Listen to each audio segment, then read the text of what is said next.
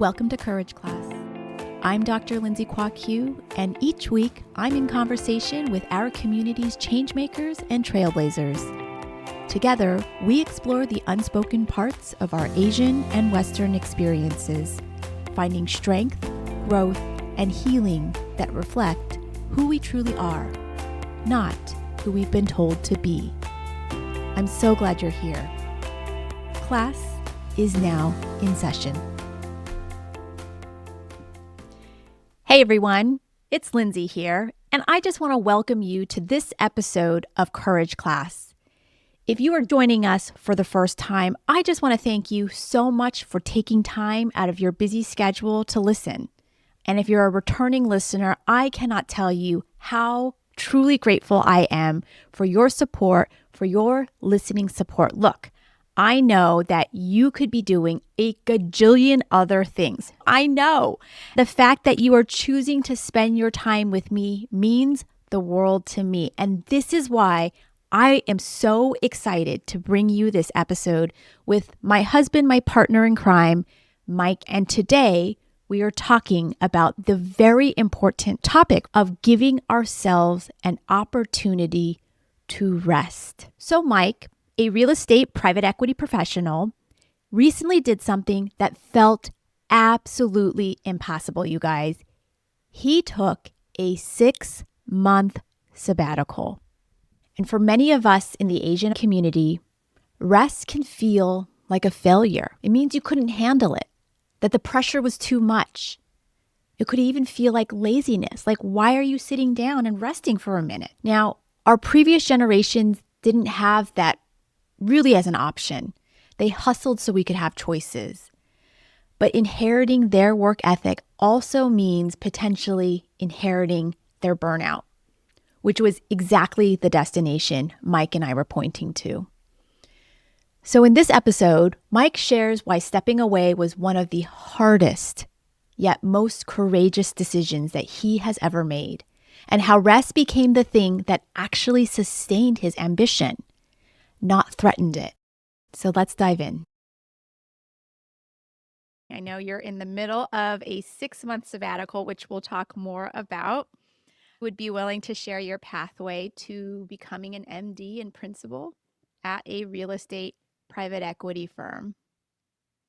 Sure. Well, I think about all the hard work and countless hours I've spent trying to get to that point. And I think, um, I think it sort of ultimately, I guess it starts with like just hard work at school, which is what I think most of us are taught to do when you're younger, especially I think in um, like Asian households, like you're sort of just told to put your head down and crank and work hard. Coming out of undergrad at UCLA, I went into management consulting for 5 years doing strategy and operations consulting. And I think that sort of opens your eyes to a lot of different types of businesses. So it's sort of, I describe it, it's the best job to take if you don't know what you want to do, because it allows you to work in a bunch of different industries, from healthcare to financial services to real estate, utilities, et cetera. You work with really smart people, and you're sort of told you need to leave to go to business school to come back and move up in the ranks. So I did that for 5 years and then went to London Business School. And I think um, to me, it's, and then I remember thinking about this when I was in business school. When you graduate from undergrad, it's sort of like an hourglass, if you think about the analogy, because when you graduate from undergrad, it's a very wide type of opportunities you can pursue. So you can get into anything right after undergrad. Then you start working and it becomes more and more narrow and narrow and narrow. And after you work, going to get your MBA kind of opens that funnel again and allows you to pursue different types of jobs. And so I chose real estate. That was an area I was really interested in.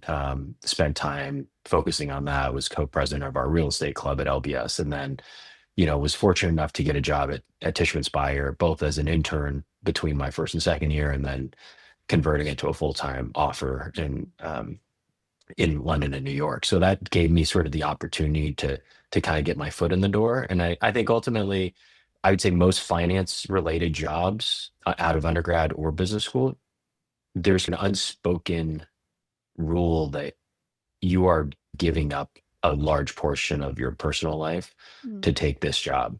And I think to me, when I think about it, and I'll be honest, I'm kind of still mixed on the feeling of whether or not it's the right thing to do or not. There's a part of me that feels like, hey, you really sacrifice everything for your work.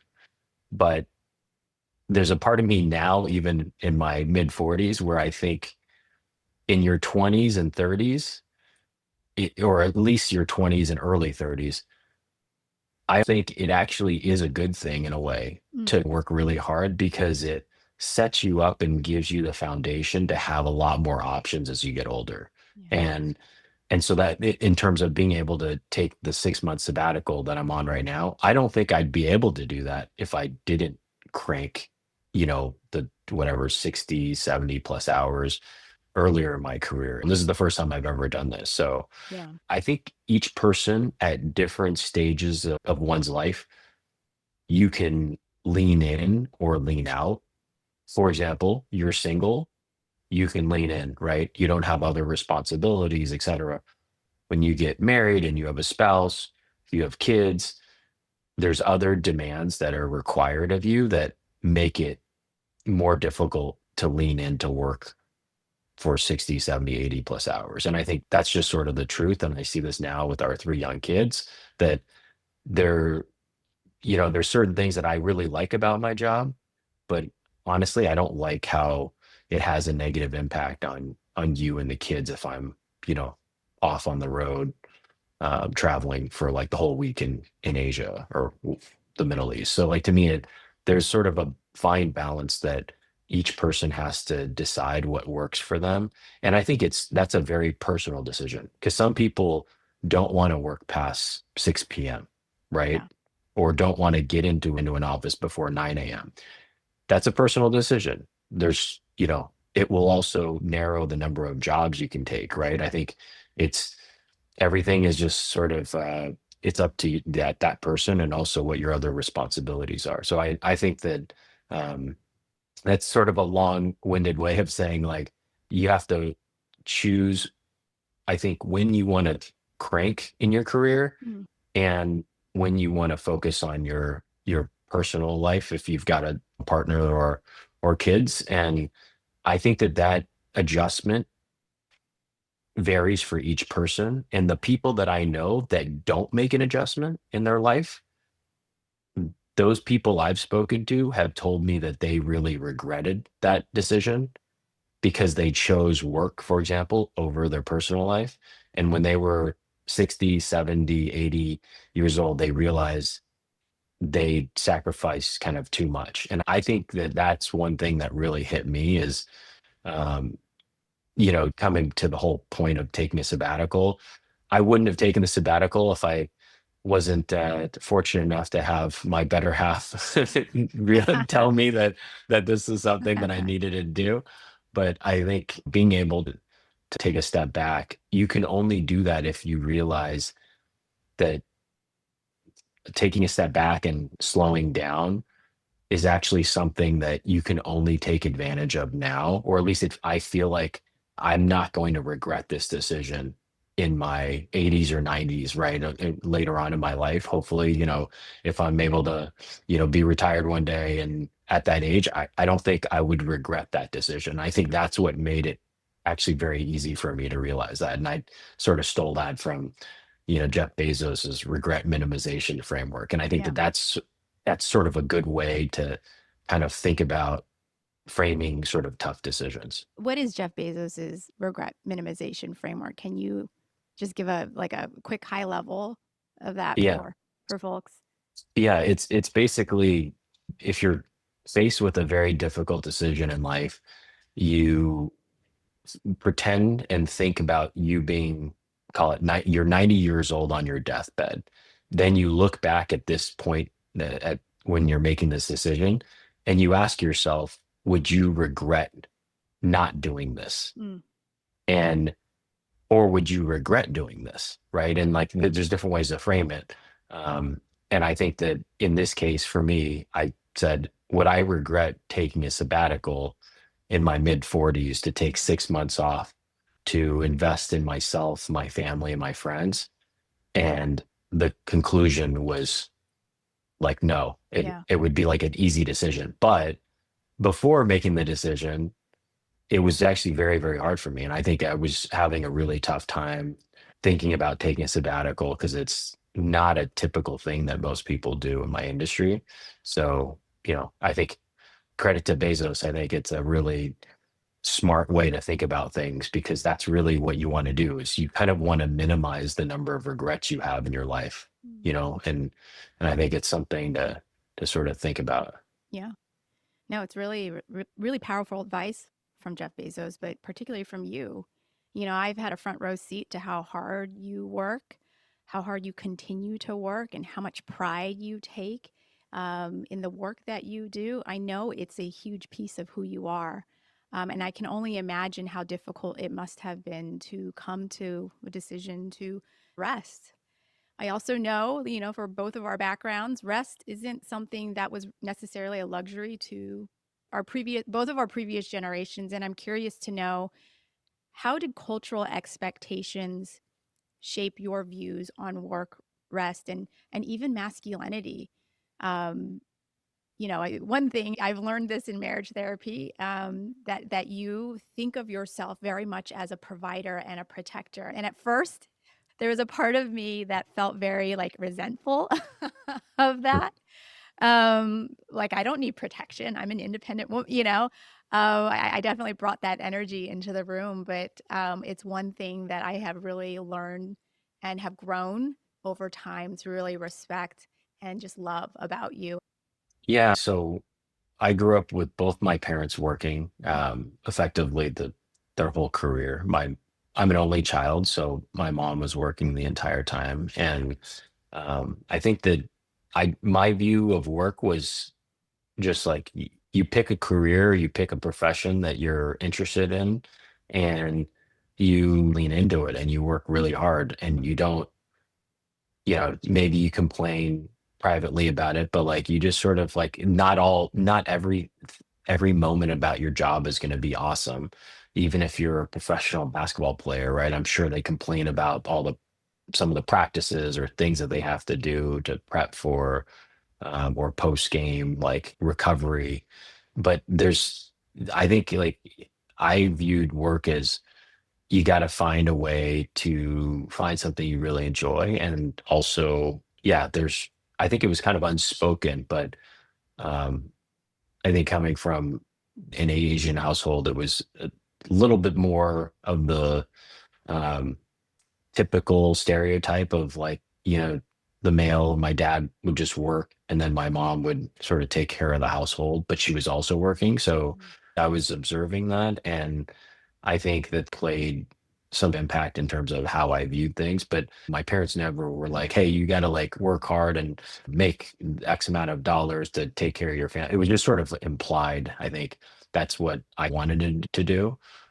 And I think that, work was always just like, I never viewed work as you are just going to work like 40 hours a week. And even to this day, I've never had a job that was just 40 hours a week. I've always worked way more, as you know, and then than what the minimum is. But that's also because I think I care a lot about my work and I care about the stuff that I'm doing. Obviously, knowing your parents and knowing how incredibly hard they worked. Your dad, he's an engineer, he has a master's in engineering. He was the one that came to the US and brought your mom and the rest of her family over. And he was ended up, becoming an entrepreneur. Your mom worked for decades at the same company. She came home and she took care of the house. I know that your parents are the very definition of hard work. I also have seen you, I know how demanding the field is. I've watched you jump on calls at 10, 11, sometimes midnight, taking calls with investors, in various parts of the world. I'm curious to know, how does your career reinforce these beliefs that work is more than a 40-hour a week job? I think in the real estate private equity world, you're measured based on like a couple metrics. One, how much money do you raise? How well do you do? Mm, And your ultimately like your financial returns, right, to your investors. Generally speaking, those are just kind of the key metrics. I think when you when you do a really good job, it's usually because generally speaking, it's because you're working really hard, right? yeah. To find new deals, raise new capital, or execute a business plan. And if you're doing that and you're doing it well, you're getting praised and then you continue to do better. It's a little bit of a reinforcing cycle where, most people in the industry are working pretty long hours.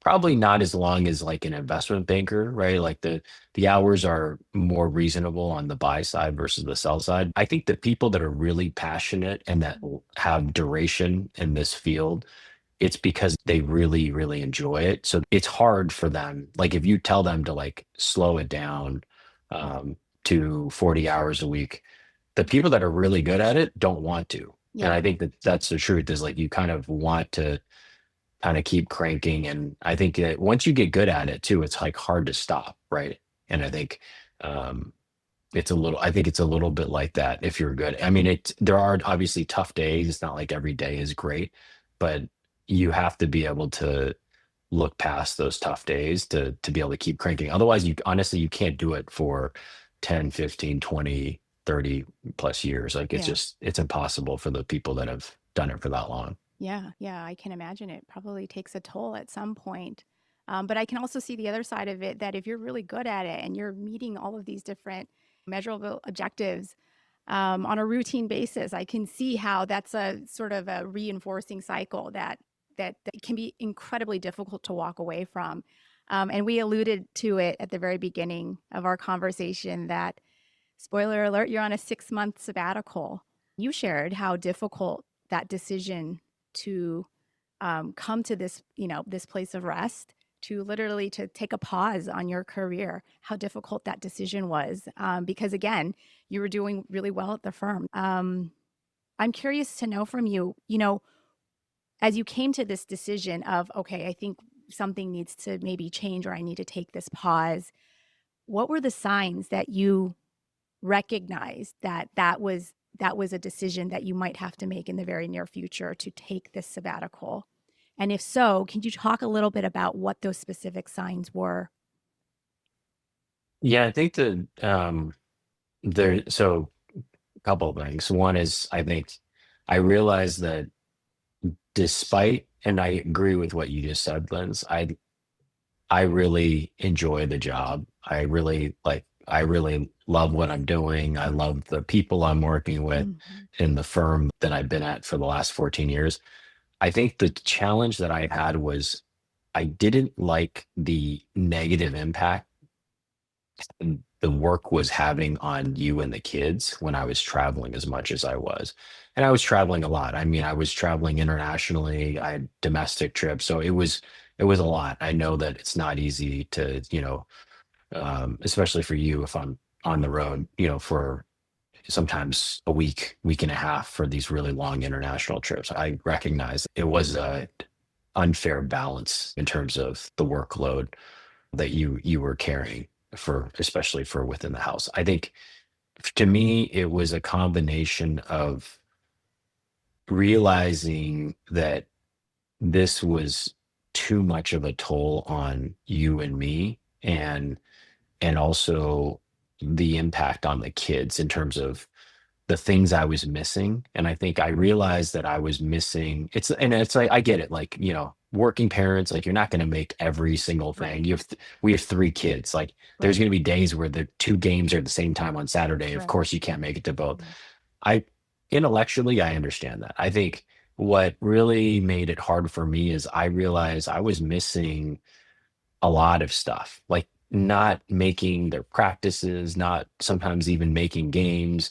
And whether it was for Owen's, flag football or for soccer or Sloan's volleyball, there's like all these different things that I think I was realizing that I'm missing a lot of that stuff. And I think that part of it was just kind of taking a step back and thinking about, hey, you know, what do I want to do with my career? How do I want to show up as a husband and as a father? And what type of parent do I want to be? Because I think, to the point that you brought up earlier, right? My parents immigrated here from Taiwan.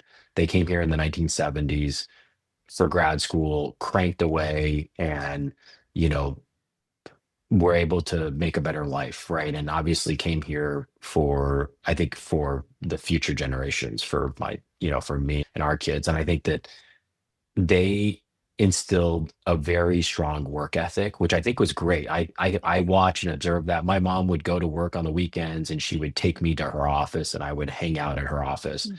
And I think that was actually kind of, those are some of the early memories that I have of working hard. And I think that really something that I just observed and I picked up. So whether it was in school or in sports or at work, I just kind of know and can kind of enjoy doing the work. And I think that's something that's just been part of my personality. Sure. I think going to back to your question, the breaking point to me for realizing if I should take a sabbatical or not was, and actually, here's a kind of a funny story about this is when obviously you're a former academic, right? And so sabbaticals are pretty common in academia, not so common in the real estate private equity industry unless you're working for like a European company. And I remember telling my dad that I was going to take a 6 month sabbatical. And my dad's response was, "What's a sabbatical?" and and then he literally asked me, he's like, "What's the term in Chinese?" And I looked it up in Chinese because I didn't even know what the term was.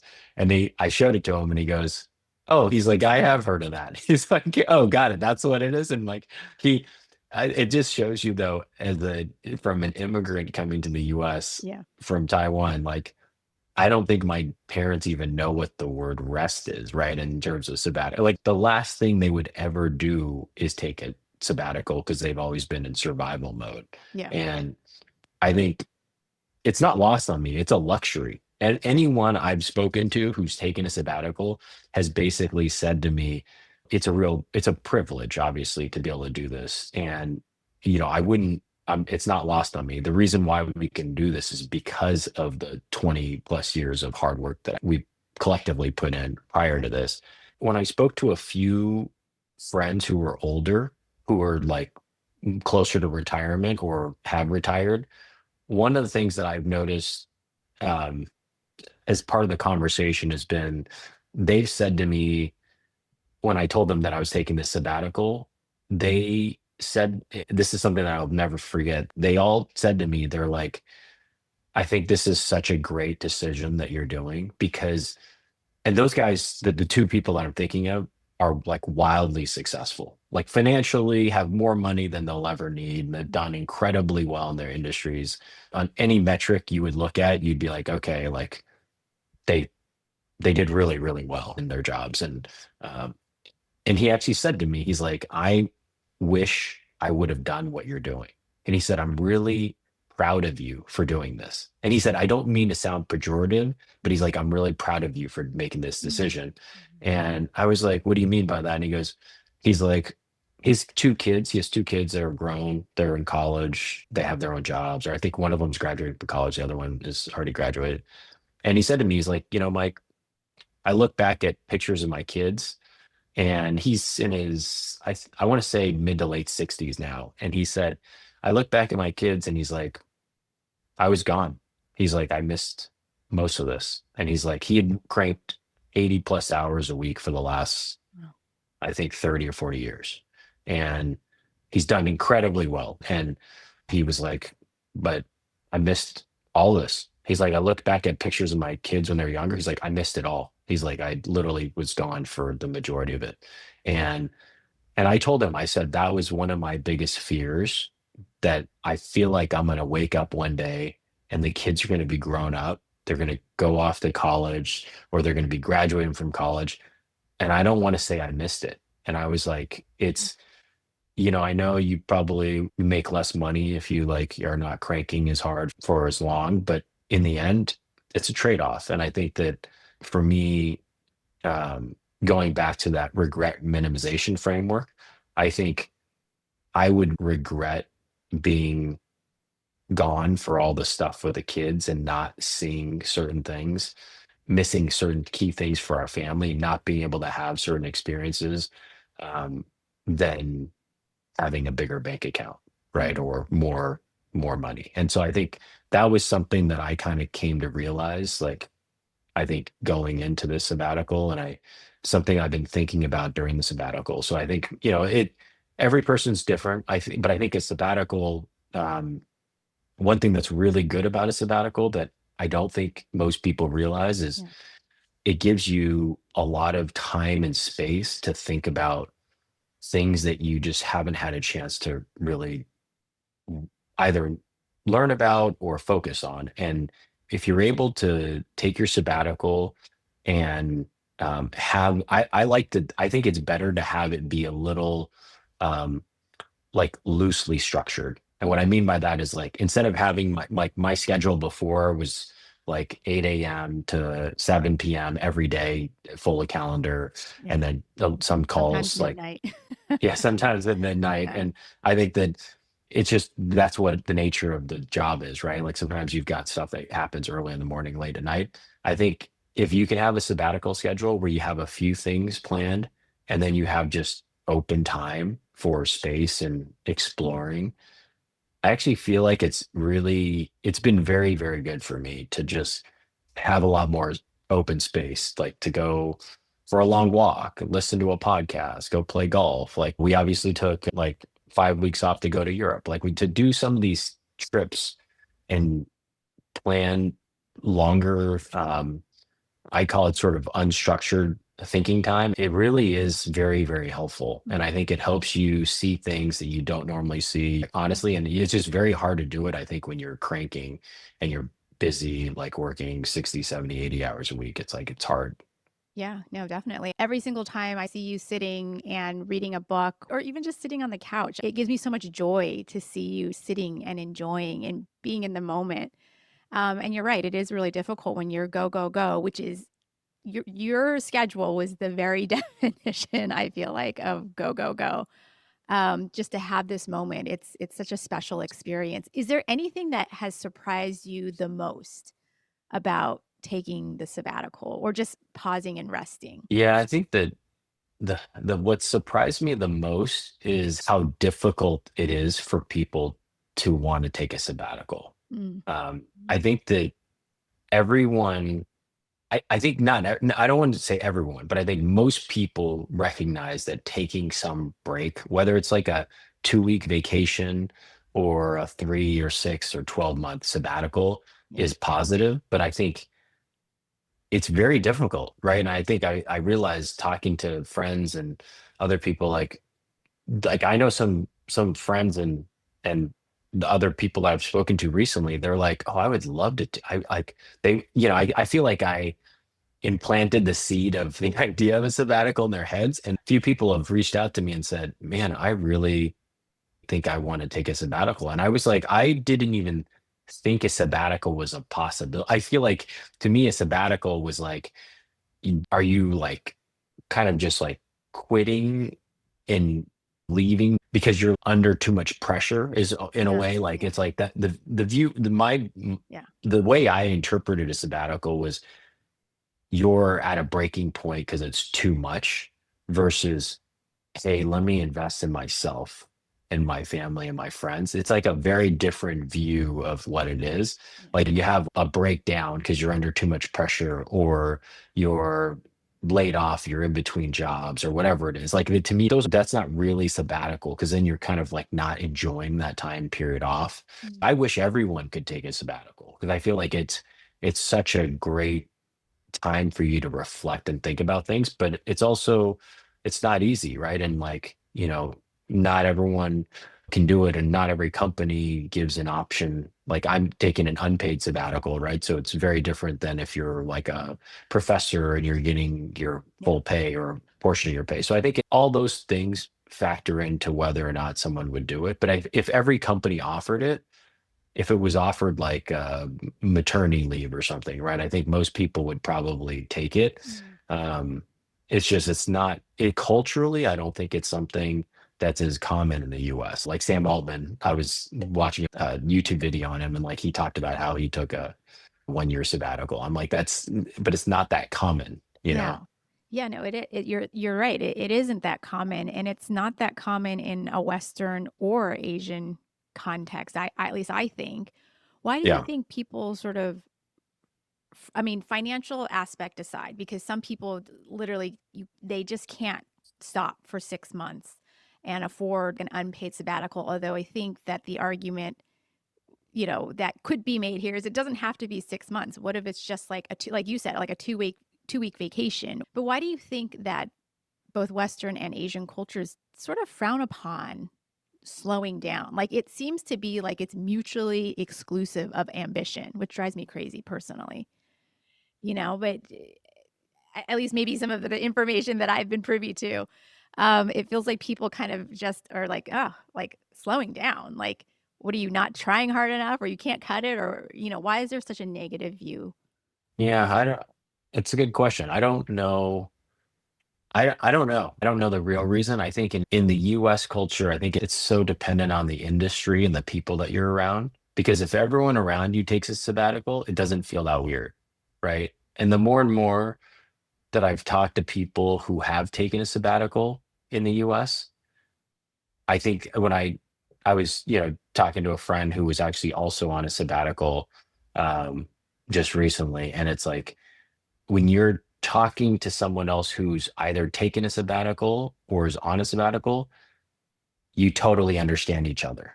Because Mm, it's kind of hard to describe what it's like until you actually take it. yeah. We were in industries that were different, but we both cranking pretty hard. I think that in Asia, the reason why sabbaticals are not as common is I think, and I'm stereotyping because Asia obviously is a big place, but I think when you look at all the different Asian cultures, there is a bit of like, hey, it's like work, go, go, go. And people um, are, I would say generally speaking, people are hardworking, pretty ambitious, and they don't want to take that time off. I think in Asia, it's almost like viewed as like being kind of lazy. Like Mm, mm, if you take too much time off, it's like what's yeah. too long, right? If you Yes. take Yeah. 2 weeks off, no, I don't think anyone thinks you're lazy, right? It's like if you take a month off, okay, I think they start to feel like, hey, that feels a little lazy. If you take 3, 6, 12 months off, people will, I think every company is different. And Yeah. I'm generalizing here, but I think in Asia, it's way less common, right? I don't know of, I'm trying to think of friends of mine in Asia, when we were living in Hong Kong, I don't know really many people that have taken a more than a 3 month sabbatical. It's very uncommon. It might be like um, in order to like do stealth mode on a new startup, right? Like that would Yeah. be like the sabbatical versus actually taking time off to completely like not work. Not very common as if you go to I think it's very different if you go to Europe or Latin Mm, America. Like they have no problem slowing. I mean, I'd say their quality of life is substantially better than the US for the average worker there. And um, you know, I think they probably have a better balance. But then again, I'd also argue that you have a lot more opportunity to create something new or progress within the US. So there's pluses and minuses to it. absolutely. No, definitely. I mean, as you come to the end of your sabbatical, so this episode will launch sometime in October, and you'll be back in the workforce. I'm curious to know, how do you plan to reintegrate back into, work mode? And do you foresee yourself making any sort of changes to the way you think about work? Yeah, that's a good question. I think I'm probably gonna ease back into it, and I think I'm planning to, go to like this one conference next month, which is technically still during the sabbatical. I'm talking to a few folks here and there, but I think I'll probably ease back into work. Um, I I think I'm trying to figure out how to find a role that sort of matches that balance of doing something I'm interested in that fulfills that sort of work bucket of being able to do something fun and interesting, but also be able to have that balance with, you and the kids. And I think that it's not easy. I think it's different. Like, I think if our kids were 10, 15 years older, I don't know I would feel so much pressure to have to do everything where I'm maybe as local or as needing to be there for everything, because I think as your kids get older they need you for different things, right? They don't need you for like the pickup and drop offs, right? If they're like in college or whatever. And so I think um i'm I think I want to ease back into it, and I want to see what makes me excited about work that gives me a way to find some reasonable balance. And I know it's like a cliche, everyone talks about work life balance. I think it's hard. I'll be honest, like I don't know that I'm convinced that there is a real work life balance. Mm. Like, I actually think most people that love what they do, Yeah. they kind of just integrate work and their personal life into it. Yeah. So it's kind of seamlessly like folded together. Um, I don't know that that's a great balance per se, but I think it actually works for a lot of people. Like, I see some people who are really good at their jobs and they integrate. So when they go on vacations, they're like doing stuff kind of work related, Yeah. and they just kind of never turn it off. Yeah. But, I think that to each their own, they can kind of make it work. And I think if you're able to do that, that actually is great because you have more balance and flexibility. I think the one thing that I've also realized that I think that I didn't value as much pre-sabbatical as I do now is the flexibility and autonomy of time.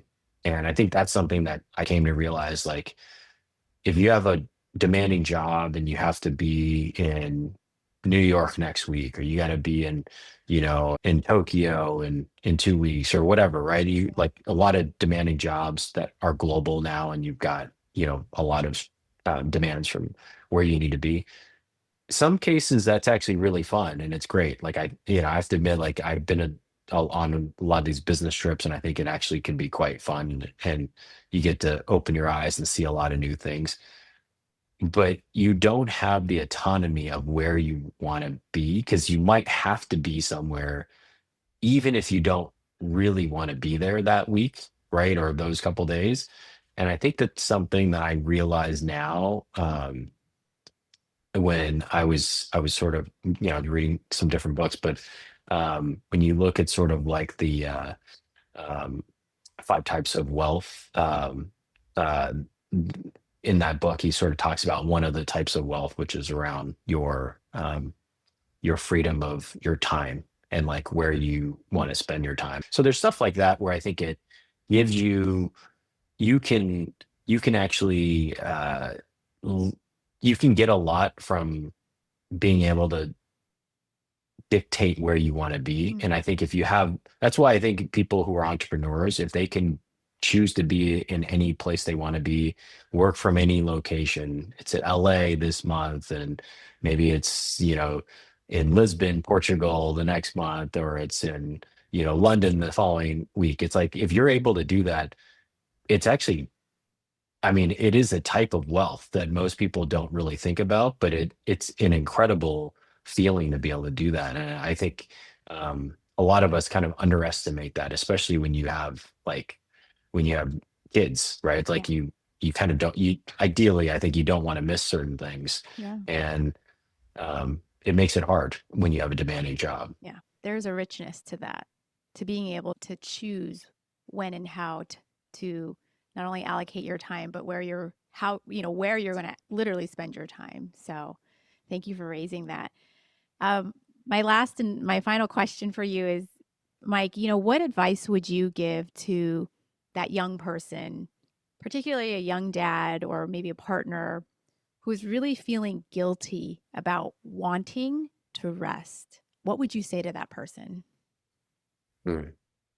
I think that I would, I'd probably say to that young dad that rest is perfectly normal and it's very healthy actually to take some rest because you don't want to, and every person has their own tipping point, right? Some people can work 80 hours a week or 100 hours a week, and they can keep that up for 10, 15, 20 years, right? We all know that. We know there's some people that can sleep 5 hours a day and be totally rested. Then there's some people that like you make them work 13, 14 hours a day for 6 months and they could go have a mental breakdown, right? It's Yeah. like this, it all depends on the person. I would, I'd probably tell the young dad to try to enjoy the moments and enjoy the present moment the most because, and it's a cliche, but time flashes by, right? I look at how quickly our kids have grown up, and I'm sure I'm going to blink my eyes and they'll be like 5 years older. And you realize you really kind of need to try to enjoy the moment as much as you can Mm. because you don't really know what the future will bring. And you also want to be able to take the time to enjoy what you can now. So, for example, to a young father, right, who might say, and I think I was like this, I said to myself, oh, we'll do that. We'll take that trip later. And I just viewed in my mind, eventually we'll get there. We'll do that in 5 years. We'll do that in 10 years. And I realized that, and there's like a study, right, that says, and I'm not sure if I'm gonna get it exactly right, but it was like 70% of the time you spend with your kids is by the time they turn, I think the age 14. And then it's like close to like 90% of the time you ever spend with your kids will be by the time they turn 18. So it's like you might really enjoy those time periods if you get to spend time with your kids when they're adults and they're grown up. But we all know there are a lot of kids that grow up, they move away from home, they go to some other city, and maybe you see them during the holidays, right? You may not see your kids that often. So enjoying them when they're a certain age, it's a real privilege. And I say to the dad, to that young dad, like, I know it's tough. It's not easy. It's really hard work, and you got to put in the time, both with your partner and also with your kids. But try to enjoy it as much as you can because it will flash by. And if you don't enjoy it, you'll miss it. You'll wake up and you'll realize you missed it all. Mm. That's great advice. That's great advice to end on. Thank you. Mike, is there anything that I didn't ask you that you want to make sure to share? Yeah. I would say the only thing that I'd probably add is maybe the idea of taking rest for most people may feel like some sort of like loss or like you're giving up something. Um, I think that what people don't realize is if you can take time to rest, like during a sabbatical and truly unwind and invest that time back in yourself, your family, and your friends, I think there's going to be such a huge like payback period. Like I really Right. think that it's something that it's not the opposite of like wanting to hustle. Like I think that there's this view of you take a sabbatical, you're less willing to hustle. Taking a sabbatical is a very personal decision. I don't think there's any like perfect time to do it. People often, I think, view taking a sabbatical as being less ambitious or not willing to hustle. And I think that's actually not right. I don't think that's correct at all. I think that you can take a sabbatical, take time off, and reinvest in yourself, your family, your friends. And I think it can pay these huge dividends down the road. I also think that if you're able to focus, like one of the things I've been able to focus on during the sabbatical is just like some personal investments and other things. I think if you can do that when you can't do it, maybe when you're working because you're too busy, I think you can actually, in some cases, you can actually do quite well because you've had a chance to step back and reflect and slow down on things, um, or read about things that you haven't been able to focus on. So I think that that's sort of um, another way to think about sabbaticals. But and one thing I would say, I don't think there's an optimal time to take a sabbatical, but I think that um, there is a difference between taking a sabbatical and not taking a sabbatical. And I would say whether you take a sabbatical when you're 30 or 40 or 50 or 60, if you never take a sabbatical and you never have that chance to sort of step back, except for, let's say, when you retire, right? When you're 65 or whatever, um, you, I think you end up missing a lot of things because most of us, like, your health will degrade over time. And when you step back and just like, when we joke about this, like when you retire and it's the time when you probably have the money and time to like travel around the world and do certain things. Mm. A lot of times people are not in the health to be able to do that travel. That's And so so it's like, you think in your mind, you're like, oh, I want to do that when I retire. But when you're 70, like, you're not a spring chicken, right? It's like, if you're not able to go to certain places or do certain things, if you can't do that, I'm not saying you should stop and do it necessarily like when you're, 40, but you can enjoy a lot more things like when you're 40 that you may not be able to do when you're 70. So it's like being able to find the right time to take some rest is, I think, pretty important actually. That's a really powerful point, and it's a good reminder. It's almost like there's this belief that you have to wait until the end to get all of those trips in and to have all of the experiences. And it's really true. You're oftentimes just not in the, necessarily the best shape or the best health, or you've got other things to take care of. You have to really think intentionally about when you want to have specific experiences. And what it sounds like the sabbatical has done for you, amongst so many different incredible learnings that you've shared, is that you do have to be intentional about how you think about work and the period of time of life that you're in, maybe how, if you have kids, what age your kids are, how to enjoy that, how to enjoy your partnership, and also be ambitious and work on something that you're passionate about. And if I know you, well, I know that that's your next chapter for sure. You're going to do something incredible and amazing. And I think personally, and I'm not just saying this because I'm your wife, but I think that you've done something incredible and amazing for our community and just shedding more light into your journey to the decision-making process, how difficult that was for you to make this decision to stop and rest, I've watched you and the way you've invested in yourself, all the books that you're reading, all the conversations that you're having, all of the podcasts that you're listening to, all the walks that you're taking, all the golf that you're playing. I think it really is refueling you for this next great chapter, this next powerful adventure that you will have that will include most definitely something incredible that you're working on, whatever that might be for you. So, Mike, I just want to thank you.